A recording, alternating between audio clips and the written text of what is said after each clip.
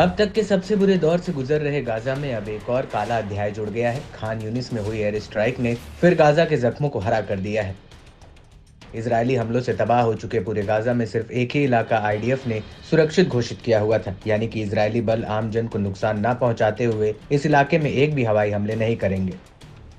जिसके बाद बड़ी संख्या में गाजा से विस्थापित हुई फिलिस्तीनी आबादी यहां तंबुओं में बसने लगी। हालांकि गाजा से हमास का जड़ से सफाया करने के इरादे से उतरे इजरायल ने रिफ्यूजी कैंप में भीषण एयर स्ट्राइक कर आम लोगों को मौत की नींद सुला दिया। सेफ जोन में हमला करने की खबर जैसे ही सामने आई, उसके बाद से इजरायल फिर से सबके निशाने पर है।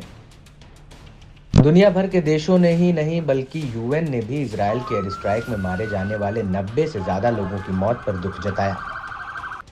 तो वहीं 300 के करीब लोगों के घायल होने पर इजरायल के खिलाफ एक्शन लेने की बात कही। इस बीच गाजा में हुई खूनी स्ट्राइक से हमास भी भड़का हुआ है। हमास नेताओं ने इजरायल के इस कदम को गलत बताते हुए बुरे नतीजे भुगतने की धमकी दे डाली। हमास ने बयान जारी कर कहा कि इजरायल की रिपोर्ट है कि देफ और अन्य लोग अल मवासी नरसंहार में मुख्य टारगेट थे। हालांकि इस हमले में खान यूनिस इलाके में 350 से ज्यादा लोग मारे गए और घायल भी हो गए। इसके जवाब में हमास ने अपने सैन्य ऑपरेशन में इजरायल पर तीखा हमला बोला। हमास की मिलिट्री विंग ने दावा किया कि इजरायल ने 3 मरकबा टैंकों को लड़ाकों ने सटीक हमले में नष्ट किया। साथ ही आरपीजी शेल के साथ एक हमर जीप को भी निशाना बनाकर तबाह किया। अल कासिम ब्रिगेड ने गाजा में तैनात इजरायली वाहनों को एक काफिले पर घात लगाकर हमला किया। अल यासीन 105 गोले से इजरायल को बड़ा नुकसान पहुंचाया। वहीं दक्षिण गाजा में रफा शहर में पूर्व में अबू धर अल गिफारी मस्जिद के पास आमने सामने की झड़पों में इजरायली सैनिक हताहत हुए। खान यूनिस का बदला लेते हुए अल कासिम लड़ाकों ने इजरायल की इंजीनियरिंग यूनिट की बारूदी सुरंग में विस्फोट किया। यह हमला गाजा के दक्षिण में रफा के पूर्व में अल शौका के पड़ोस में हुआ। इसके अलावा ब्रिगेड ने रफा के पूर्व में इजरायल की D9 बुलडोजर को अल यासीन 105 शेल से उड़ाया। वहीं अल कुद्स ब्रिगेड ने भी रफा के पूर्व में इजरायली सैनिकों और वाहनों पर मोर्टार से बमबारी की। वहीं अल कसम लड़ाकों ने गाजा में इजरायली बलों पर हमले का फुटेज जारी किया।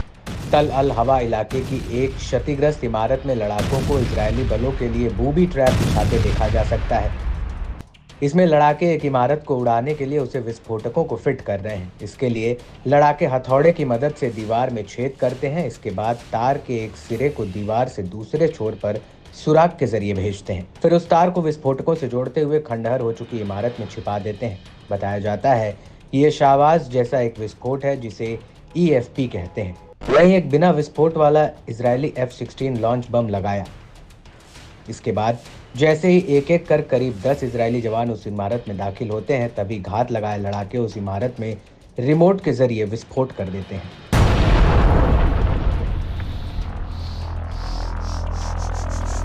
इस दौरान कई जवान हताहत भी हुए, जिन्हें स्ट्रेचर पर ले जाते हुए देखा जा सकता है। खंडहर इमारतों में छिपे हमास लड़ाके बेहद चतुराई से इजरायली बलों पर हमला कर रहे हैं, जिससे आईडीएफ के जवान जान बचाकर भागते दिख रहे हैं। वहीं लड़ाकों ने दूसरा हमला सड़क में छिपाए IED से किया, जिसकी चपेट में आने से इजरायल का सैन्य बख्तरबंद वाहन उड़ गया। वहीं दूसरे इजरायली बख्तरबंद वाहन को लड़ाकों ने Al Yasin tandem rocket propelled grenade यानी RPG दाग कर तबाह किया।